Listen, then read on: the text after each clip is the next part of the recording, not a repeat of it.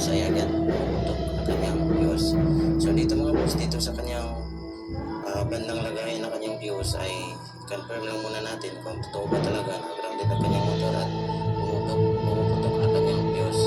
So ayan mga boss, naka-off ang kanyang susian. So subukan natin lagyan ng fuse mga boss kung talagang pumuputok ang kanyang fuse. So ayan mga boss, ilagay ko lang. Yan, medyo mahirap yan mga boss. So ayan mga boss, nailagay ko na siya at pumutok nga siya mga boss, ano, at sobrang lakas ng kanyang putok. So ayan, puputin ko lang mga boss at ipakita ko sa inyo. Ayan.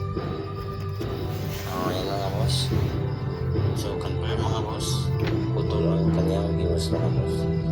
So kapag ganitong problema mga boss, grounded yung kanyang motor habang naka-off pa ang kanyang susian. So ibig sabihin mga boss, grounded yung kanyang red wire papunta sa ignition switch mga boss. So doon lang lamang tayo mag-troubleshoot mga boss. Hindi na natin kailangan pa mag-troubleshoot sa ibang accessories na motor kasi nga pumutok yung fuse nang naka-off pa naman ang yung susian mga boss. So sa red wire lang tayo mag-troubleshoot mga boss.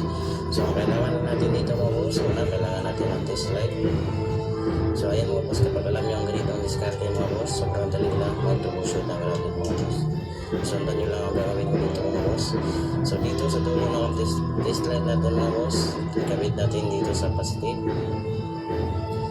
Ayan, at dito sa banda ng kanyang lagayan ng kanyang fuse box, I mean sa kanyang fuse, ay mayroong dalawang terminal dyan. So isa dyan ay iilaw at yung isa ay hindi mga boss. So dito sa kabilang side mga boss, ayan, tinusok ko. Ayan mga